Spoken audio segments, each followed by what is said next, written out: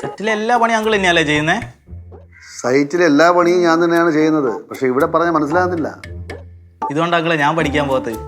പഠിച്ച് നമ്മൾ നല്ലൊരു ജോലി വാങ്ങി പിന്നെ വീട്ടുകാർക്ക് അത് പറഞ്ഞാൽ മനസ്സിലാകത്ത പോലും ഇല്ലല്ലോ. ശരിക്കും പറഞ്ഞാൽ അങ്കിളാണ് എൻ്റെ റോൾ മോഡൽ. യേശു കണ്ടു പഠിക്കടാ. അളിയ എന്തോന്നാണ് അളിയന്റെ ഉദ്ദേശം? എന്തുദ്ദേശം? പോണ്ടേ, വാക്ക് പറഞ്ഞല്ലേ. ഈ പയ്യനോട് ഇരിക്കല്ലേ, പിന്നെ എങ്ങനെ പോവും? പോണോക്കി എവിടെയും കൊണ്ട് കളയാം. കളയാൻ എന്താ വല്ല പൂച്ച കുഞ്ഞല്ലോ ആണോ? അവന് വിഷമം വരില്ലേ? അവന്റെ വിഷമോ? എന്നിട്ട് അച്ഛൻ ഇവിടെ കണക്ക് നോക്കിയിരിക്കുകയാണല്ലോ. സൈറ്റിലെ കുറെ കണക്ക് നോക്കാണ്ട് മക്കളെ. ഇവിടെ ഇപ്പൊ എന്താണ് സംഭവിക്കണത്? ഞാൻ അപ്പോഴേ പറഞ്ഞല്ലേ ഇങ്ങനെ തന്നെ ആവുമെന്ന്. ആരും എന്നെ വാക്ക് കേട്ട് വിഷം കെട്ടി ഇറങ്ങിയ നമ്മളാര്? ചേട്ടാ സമയം കളയണ്ട ഏട്ടാ, നമുക്ക് പോവാം. ഇനിയിപ്പോ പോയിട്ടെന്തിനാ? എന്തായാലും പോക്ക് കിടക്കില്ലെന്ന് എനിക്ക് നല്ല ഉറപ്പായിരുന്നു. അതുകൊണ്ടല്ലേ ഞാൻ ഡ്രസ്സൊക്കെ മാറി. അങ്കിളെ ഞാൻ എല്ലാവരോടും ഇപ്പോഴും പറയുന്നത് എന്താ വിചാരിച്ചാൽ നിങ്ങൾ എല്ലാവരോടും സിനിമയ്ക്ക് പോയിക്കോളൂ, ഞാൻ അവിടെ ഇരുന്നോളാം. അതാവും വീടിനൊരു കാവലൊക്കെ ആവുമല്ലോ. അറിഞ്ഞ് വിടളിയ അങ്ങോട്ട്. സത്യത്തിൽ എന്താണ് നിന്റെ പ്രശ്നം? നീ വീട്ടിൽ പോണില്ലേ? അവനെ വീട്ടിൽ കയറ്റുന്നില്ലെന്ന്. അളിയ ചുമ്മാരി, നീ പറ. സംഭവം എന്താണെന്ന് വെച്ചാൽ അന്ന് രാവിലെ വീട്ടിൽ ചേട്ടന് കഴിക്കാൻ വേണ്ടി വെച്ചൊരു പഴംപൊരി ഞാനെടുത്ത് കഴിച്ച സമയത്ത് അതും പിന്നെ കുറച്ച് ചായ തട്ടി മറിഞ്ഞു പോയി ടേബിളിൻ്റെ മുകളിൽ. അതാണ് പ്രശ്നമായത്. ചായ പറഞ്ഞ പ്രശ്നം എന്താണ്? പഴംപൊരി കഴിച്ചതിന്റെ പ്രശ്നം എന്താണ്? തുടച്ചാ പോരെ, അത് പോവില്ലേ? തുടച്ചതാ പ്രശ്നമായത്. ഞാൻ ഈ പഴംപൊരിയിൽ നിറച്ച എണ്ണ ഉണ്ടാവില്ലേ, ചേട്ടൻ ടേബിളിൻ്റെ മുകളിൽ കുറേ പേപ്പർ വെച്ചിട്ടുണ്ടായിരുന്നു. ഞാൻ ഈ പേപ്പർ എടുത്തിട്ട് പഴംപൊരിൻ്റെ നടുക്കങ്ങ് പിടിച്ച് ഞെക്കി. ഇപ്പൊ എണ്ണ പോയാ? എണ്ണ മൊത്തം പോയി. പക്ഷെ അത് ചേട്ടൻ്റെ ഡിഗ്രി സർട്ടിഫിക്കറ്റ് ആയിരുന്നു. അപ്പോൾ എന്നെ അടിക്കാൻ വന്നപ്പോൾ അറിയാണ്ട് ചായ ടേബിളിൻ്റെ മുകളിൽ മറിഞ്ഞു. പിന്നെ മുട്ടൻ പ്രശ്നമായി. ഞാൻ വീട്ടിൽ നിന്ന് ഇറങ്ങിപ്പോന്നു. അതിപ്പോ അറിയാതെ പറ്റിയല്ലോ മോനെ. സംഭവം അറിയാതെ പറ്റിയാണല്ലോ, സർട്ടിഫിക്കറ്റ് അല്ലേ. ഞാൻ ഈ എല്ലാ വിഷമവും കൊണ്ട് നേരെ അവിടെ വന്ന് ഇവനോട് പറയാം, അല്ലെങ്കിൽ അങ്കിളിനോടും ആൻറ്റീനോടും പറഞ്ഞ ഒരു സമാധാനം കിട്ടും വിചാരിച്ച് നേരെ ഇങ്ങോട്ട് വന്ന് പറയാൻ വന്നപ്പോഴാണ് എല്ലാവരും കൂടി സിനിമയ്ക്ക് പോകുന്നത്. നിങ്ങൾക്ക് അല്ലെങ്കിൽ നമ്മളൊന്നും അല്ലല്ലോ, സിനിമയ്ക്കല്ലേ വരുന്നത്. നിങ്ങൾ ആരാന്ന് വെച്ചാൽ സിനിമയ്ക്ക് പോയിക്കോളൂ, കുഴപ്പമില്ല. ഞാനതാ പറഞ്ഞത്, നിങ്ങൾ പോയാലും ഞാൻ ഇവിടെ ഇരുന്നോളാന്ന്. അത് വിഷമായല്ലോ.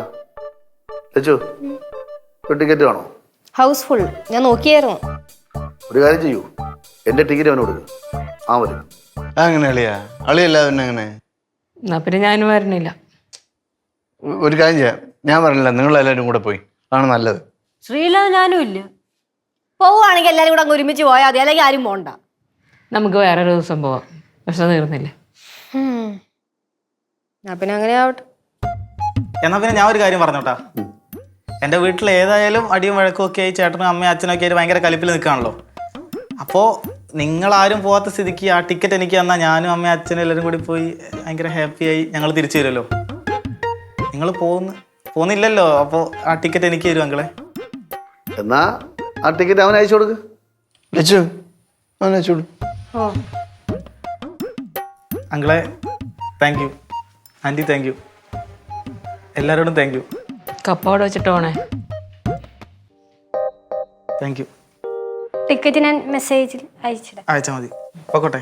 പോടാ, പോട്ടേടാ. പോടാ, വീട്ടിൽ പോടാ.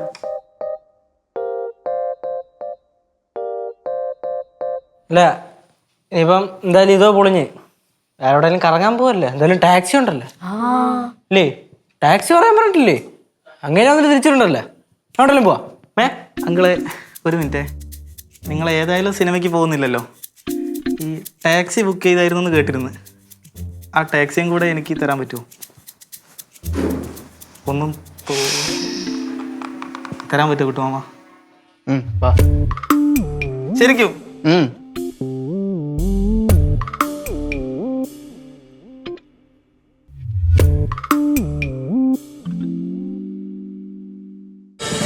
ഫ്ലവേഴ്സ് ഒരുക്കുന്ന കാഴ്ച വസന്തം യൂട്യൂബിൽ പ്രേക്ഷകർക്ക് ലൈവായി കാണാം. ഫ്ലവേഴ്സ് കോമഡിയിൽ ജോയിൻ ചെയ്യൂ, ആസ്വദിക്കൂ.